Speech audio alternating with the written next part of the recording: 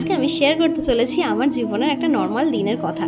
সেই দিন কি হয়েছিল চলো দেখা যাক। সকাল সকাল স্নান টান করে ফ্রিজ থেকে বার করে নিয়েছিলাম পুজো দেওয়ার জন্য সমস্ত রকমের উপকরণ, আর চলে গিয়েছিলাম ঠাকুর ছোট্ট কুচকু গোপালের জন্য বার করে নিয়েছিলাম বিস্কিট, চকলেট, এগুলো নিয়ে চলে গেছিলাম গোপালের কাছে। তারপর ভালো করে গোপালকে খাইয়ে দাইয়ে এখানে ধূপ দেওয়া শুরু করে দিয়েছিলাম আর ভগবানকে ডাকছিলাম, ভগবান সব কিছু দাও জীবনে, কিন্তু শত্রু দিও না, কারণ শত্রু খুবই খারাপ জীবনে রাখা। তো যাই হোক, ভালো করে ভগবানকে ডেকে আমি এখানে বসে গিয়েছিলাম খেতে। আর খেতে গিয়ে মায়ের সঙ্গে শুরু হয়ে গেছিলো আমার হাজারো গল্প।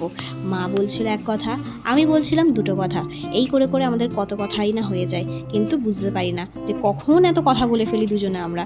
তো যাই হোক, খেতে খেতে হাজারো ভাটুলি গল্প করে আমি শুয়ে পড়েছিলাম একটু ফোন ঘাঁটবো বলে। এর মধ্যেও কিন্তু একটা আলাদা পাওয়ার আছে, মায়ের কাছ থেকে হাজারো খোঁটা শোনার পর এইভাবে শুয়ে শুয়ে ফোন ঘাঁটার কি যে মজা, কি বলি আর।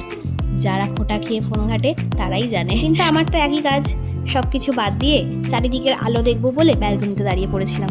কিন্তু তারপর আমার হঠাৎই মাথায় আসে, এই রে, এক্ষুনি আমাকে মা যদি দেখতে পায় আবারও খোঁটা দেবে, বলবে কাজকর্ম নেই দাঁড়িয়ে আছিস। তাই আমি চলে যাই, টাটা।